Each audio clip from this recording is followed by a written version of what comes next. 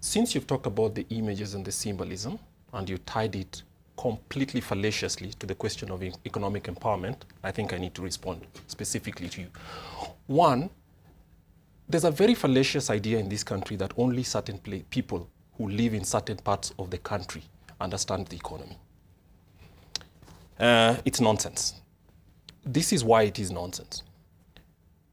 A week ago, actually perhaps less than a week ago, a YouTube clip circulated showing a person who is at work in those same places where you're saying people refuse to go and vote or are prevented by violence.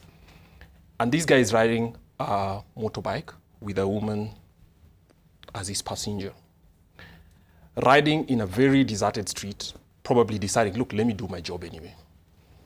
He's taken over, waylaid, I'll use the word waylaid, by cops, beaten up. His passenger has to run.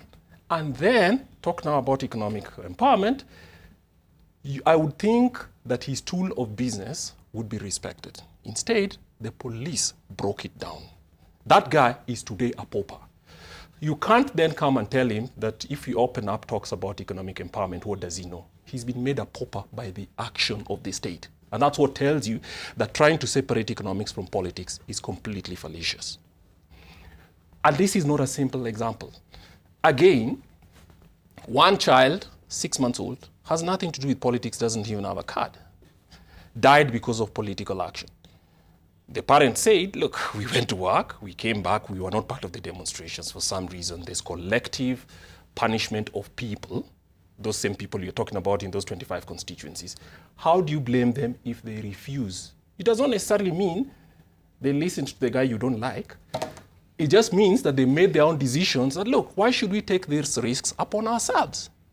And so as we make these commentaries, I will also have to mention, allow me to get personal. I have lived in the city of Kisumu. Mm-hmm. Part of my life was in the city of Kisumu, okay?